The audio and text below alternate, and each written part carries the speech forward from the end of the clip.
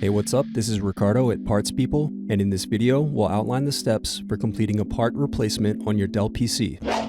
Visit our website and use this coupon for a 5% off discount.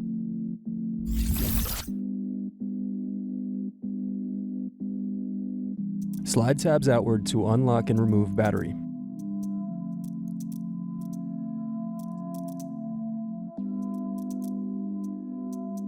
Unscrew, then remove access door.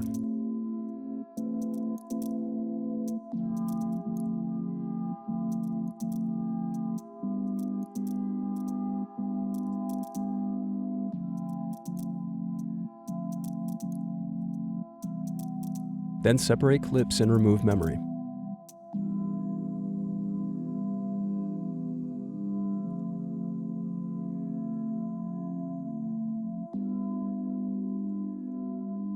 Thanks for watching. Don't forget to like and subscribe if you enjoyed this video. And if you need more, check out this playlist to watch other tutorials for your laptop. You can also click here to find parts for your laptop at partspeople.com.